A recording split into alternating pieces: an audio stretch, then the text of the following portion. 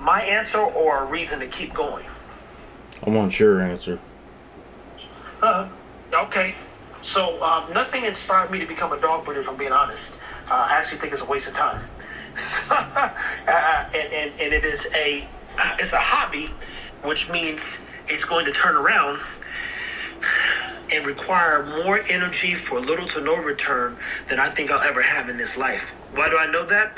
Because Jamarcus and I, we did a whole week-long, 200-mile-a-day trip and saw a bunch of breeders. And you know what I realized almost now, 2021, 4 years ago? 2022, 2023, 4 years ago, is that they all are hurting. Every last one of them got to the same place they're in right now. They were hurting. They were struggling. They lacked community. They couldn't sell dogs. Some of them couldn't get dogs pregnant. They've been doing it for 30 years, and they had nothing to their name. That was scary.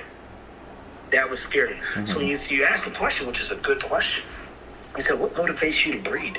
Nothing. If anything, the opportunity lies in solving healthcare issues and building businesses around healthcare, which I was very clear to my team about that. I said, guys, I think healthcare is going to be very important in the future to the dog world. And I think if we land in the right place at the right time, will be very important. So breeding to teach was the goal. And so far, it's kind of worked. And you can't teach perfect lessons. You can't teach good lessons. You got to teach bad lessons in all lessons. And you look back and you say, hey, did I learn everything I needed to in school to prepare me for this life? No. So how many bad lessons do you think a teacher taught you? Probably more than you can account for. Yeah. So the breeding for us now solves a problem because it gives us, it creates community, which I don't understand, if I'm being honest. It also gives us a space. It gives us a voice. And when you try to find us in various places, you can't find me anywhere else. And if I could have, I'd have just invested in that motherfucker. I just shot all that nigga's videos like, yo, nigga, let's do this. This is what you got to say. Like, life had been good, man. Mm. But does that answer that question? Absolutely, yeah. And the motivation, my friend, is $1 billion so that I can build hospitals one day and help lower-end areas, build safe houses so that I can take perverse children and make sure that they travel during their breaks and really shape the world. If we are to protect our future, it is imperative that children get a fair chance to see how beautiful the world is and where they can impact things. And I just think dogs are kind of the vehicle to do that. It's kind of like Amazon he built Amazon, but his real passion, his paper, Jeff Bezos, when he was 18, graduating, was actually about space.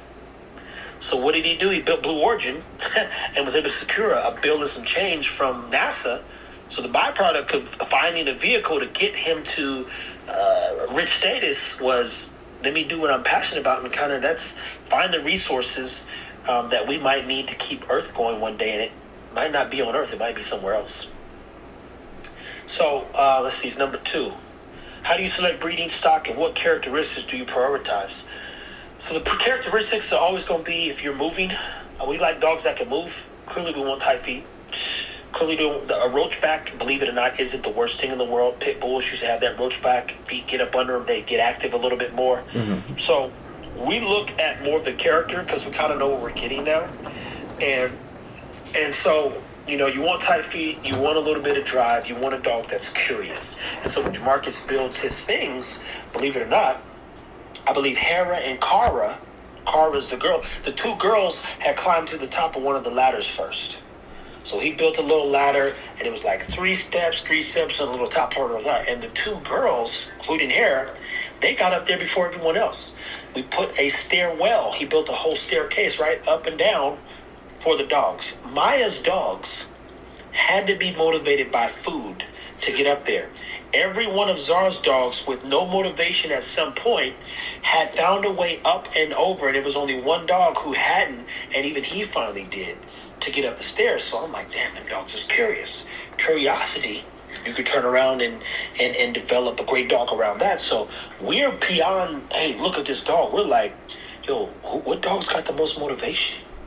And I'm thinking back even now answering this question, thinking, literally, Zara and Maya's dogs are 2 different dogs. Mm-hmm. Like them pups, one's super stupid and one's super motivated. And Zara's, I built a hill.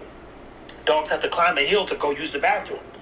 Think about that. 6 weeks, 5 weeks, they're climbing up for a hill just to go use the bathroom in the potty powder area. And I'm moving the potty powder area from both sides. So I'm literally testing cognitive skills. You see? So I choose dogs based on, at this point, who I believe they'll become. Because for the most part, color's going to be color, head's going to be head, and then clearly, even with the feet problem, with Sure Grow, some supplements, some turkey necks, stacking them every day, making sure that you can tighten up those pastures, working them in sand and water and up some hills. Also, keep those feet in front of them. Now, do you think would snow, because it snows up here in upstate New York a lot? Would the when that time of the season comes, would the snow do the same thing that the sand would do? No. Okay. No, it would. Snow doesn't have enough texture to it. So in this case, the sand forces you to get a second grip. You'll slip in snow, and I don't know that's great. The sand, man, boy, it'll wear your ass out, man. It'll wear your ass out. And gravel too. Light gravel, that's another thing that'll tighten up pastures. Okay. What is your approach to genetic diversity, and how do you minimize inherited health issues? There's nothing you can do to play God. There is like 1 in 1,000 genetics that could come from every breeding. And you really never know what you're going to get. So you minimize it, for one, by doing, I'm sure, what you're doing. And that's kind of like what Chris Culture, I believe is how you say his last name, does. Test for heart, test for liver, test for kidney. Do wellness checks every year at least to store and see what their blood work is like and see how their organs are functioning. And then make sure if it is a dog who, has a stenosis or a heart murmur grade 3, that you're not breeding a dog, man. Right. I mean, that's no. There's nothing you can do until you know that something's got to be done, and then you just kind of like you're rolling the dice no matter what. Mm-hmm. There are people I know who've had litters and litters of French bulldogs. Only 2 have 1 litter of a Frenchie, and then juvenile cataracts pop out. Well, that's a $2,000 surgery. If you promise health guarantee, you got to pay for that now. So you look up and you say, well, what the fuck? I never had this issue in 10 breedings, and all of a sudden it's there. Doesn't make you a bad breeder. Doesn't mean that it's inherited. It could just be luck of the draw, right? Right. Does that answer that question? Yep, absolutely. Can you share your experiences with different breeding strategies, inbreeding, outcrossing? Outcrossing is going to be super important. Inbreeding, I would never recommend. Line breeding is okay, but outcrossing is going to solve a lot of your issues. If you're doing it with the team, you can create your own outcrosses. So outcross is going to be the way. Line breeding is going to tighten up your goals in terms of character and even health to a degree. But outcrossing, no inbreeding. If you do inbreed, it's double the good, double the bad. Chris Moore said it in a few different things, and he's got the experience that 9 out of 10 people don't have. And he's super upfront and honest, Mm-hmm. Okay, so how do you manage the health and well-being of your breeding dogs and puppies? So you're talking about like care from when the mom has the pup, or what exactly? Exactly. Yeah. I should have made that a little bit more clear. No, you're good. I let the dogs be a dog, man. I know what is perceived. I would be lying if it says it wasn't a lot, because we have 5,000 videos saying that we've done a lot. Mm-hmm. and so first rule is you let it be a dog, man. I mean, I come from the era where niggas let dogs have puppies outside and niggas survived. And so all the shit we do, you couldn't have told my papa or them other dudes to do it. So when we're like, how do you manage the health? I make sure, as Chris just said on the live I was with, there's plenty of fat. I make sure that the puppies get stimulated. And that stimulation, Jamarcus spills a lot of contraptions, and I buy toys, and then I'm in there fucking with them all the time, dude. I really do. I be in there harassing them dogs, man. It's like my thing. So a lot of that care is going to come through stimulation. So when these dogs walk in everybody's house with the chest out and confident, it's because we've been bothering them, playing with them, building courage, confidence, sounds. They're getting great food, period. Like literally, period, man. So I think there's more to that question. I don't know that now's the time to answer unless you have puppies. I can answer it a lot easier. And then you might like, well, this is what I meant by that, and come up with a few more. What's your philosophy on socialization, and how do you implement it in your breeding program? We cover a lot of the socialization side of things because Jamarcus, one of his jobs, the people that are around, everybody has to pick a puppy up and bother it for, how many seconds is it? Like Anywhere from 60 seconds to 2 minutes.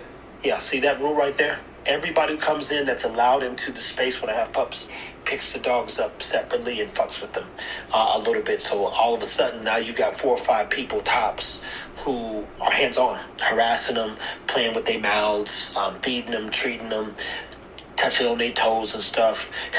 and that's because I have a community of people around me. And Stan included everybody. You know, everybody has to get out there and fuck with these dogs, man. So the socialization side, we know is super important. We have a socialization / desensitization playlist on our YouTube. So we're gone. If I leave, especially during week 5 and 6, and the pups are in their, you know, crate and cage or whatnot, we play loud noises. We just let the playlist roll, and that's like an 8 to 12 hour playlist of noises that they get accustomed to. I put the speaker right by them. But yeah, that's one of the ways we do it. And then as soon as they turn 8 weeks and get that second round of shots, I'll start taking them to new environments. And mind you, our dogs sometimes are in the sun the first day. Right. You know,